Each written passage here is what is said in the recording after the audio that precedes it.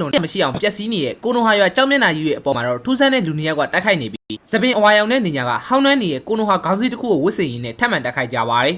စရုပ်ထားမြောက်နေညာစစ်ပွဲကြီးပြီးလို့15နှစ်ကျော်ကြာတဲ့အချိန်အရင်နဲ့မတူတော့တဲ့ကိုနိုဟာရွာထဲမှာတော့တက်သစ္စာနေညာလေးတွေဖြစ်တဲ့ဘူဒိုနဲ့ရှီကာတိုင်းကအသေးအတန်ပြေးလွှားနေကြပါတယ်အဲ့ချိန်ရွာရဲ့9ယောက်မြောက်ဟိုကာကိန်းနိုင်တို့နဲ့သူ့ရဲ့အကြံပေးရှိခမာယုတို့ကတော့မနက်ဖြန်မှာကြာရောက်မဲ့ရွာရဲ့အကယ်ဒမီဖွင့်ပွဲအတွက် overtime ဆင်းရအောင်မှာဖြစ်ပါတယ်။ဥဆုမာဂီဘူဒိုကသူ့ရဲ့အကြိုက်ဆုံးအစားအစာဟမ်ဘာဂါရဲ့အရသာအသစ်နောက်ဆုံးမိတ်ဆက်တဲ့နေ့ဖြစ်တဲ့အတွက်နာရာရှိခတိုင်းကအဖော်ဆွဲပြီးအပြေးလွှားသွားဝယ်စားခဲ့ကြတာဖြစ်ပါတယ်။လက်ရှိကိုနိုဟာရွာမှာစက်မှုပညာထုံးကားနေပြီဖြစ်တဲ့အတွက်တဖြည်းဖြည်းနဲ့ခင်မိလာခဲ့ပြီဖြစ်ပြီးသူတို့တွေကလည်းမနက်ဖြန်မှာနေညာအကယ်ဒမီကိုစတင်တက်ရောက်ရမှာဖြစ်ပါတယ်။အဲဒါကြောင့်ရှိခတိုင်းကပဲမနက်ဖြန်မှာတောက်တူလွဲတွေမလုပ်ဖို့နဲ့ဟိုကာကိဖြစ်တဲ့အဖေမျက်နှာကိုအိုမဲမတော့ဖို့မှရင်ထွက်သွားခဲ့ပါတယ်။ဘူဒိုလည်းယထာဘောကပြန်ဆင်းလာတဲ့အချိန်မှာသူနဲ့ရွယ်သူဒန်ကီဆိုတဲ့ကောင်လေးတယောက်ကိုအုပ်စုလိုက်အနိုင်ကျင့်နေကြတာကိုမြင်တဲ့အတွက်အဖေတူသားလေးဘူဒိုကမနေနိုင်မဲ့ဝင်ပါခဲ့ပါတယ်။ဒါပေမဲ့ဘူဒိုကတော့နယ်တိုလိုပေါ်တော့ကောင်မဟုတ်ပဲအကယ်ဒမီမတက်ခင်မှာတင်ရှယ်လုကလုံးနဲ့နင်းညာကိုခံပညာထန်ကျူစုကိုတက်မြောက်ပြီးသားဖြစ်တဲ့အတွက်အနိုင်ကျင့်တဲ့ကောင်တွေကိုမှတ်လောက်သားလာအောင်ပညာပြန်ပေးလိုက်ပါတယ်။အဲ့အချိန်နောက်ထပ်လူအုပ်ပါရောက်လာတာကြောင့်အင်အားချင်းမများတဲ့ဘူဒိုလည်းဒန်ကီနဲ့အတူထွက်ပြေးလာခဲ့ကြပြီမဲ့တကယ်တော့ဒန်ကီကသူတို့တွေရဲ့အနိုင်ကျင့်မခံရအောင်နေတိုင်းစက်ကြီးပေးနေရတာဖြစ်တဲ့အတွက်နောက်နေ့လည်းထက်လာကြအောင်မှပဲဖြစ်တဲ့ကြောင်းဒန်ကီကပြောပြလိုက်ပါတယ်